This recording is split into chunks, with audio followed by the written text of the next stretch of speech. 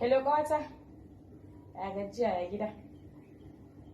Ko baki da labarin an fasa aure da mutumin ki ne? Harun mana. Ai an fasa auren da shi. Yanzu na samu wani alaji a Abuja hajiya mai daloli irin auren nan da ake yayi kin gane ai. Wallahi kwanan nan zan yi wuf da uban wani. In gaya miki gashi nan dama har an kawo kayan aure ki zo ki gani. Akwatuna dozin 2.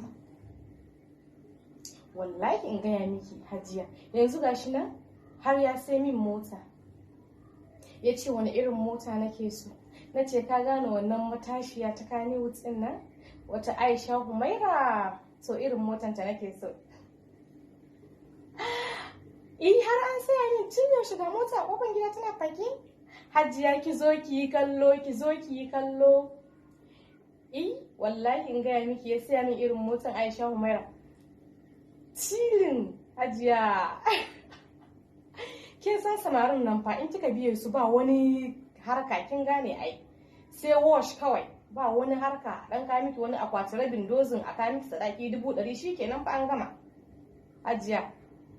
So ga auren da ake yayi ni ba wurin baki labari zan baki shawara. Bari mu baki labari kawata dattijo ko ya kai sa'an kakanki in dai akwai daloli wallahi ki aure shi. Ba fa a auren soyayya yanzu. Wallahi ba auren soyayya. So, ni dai na baki shawara. Kwanan nan zan yi wuf da uban wani. To shikenan.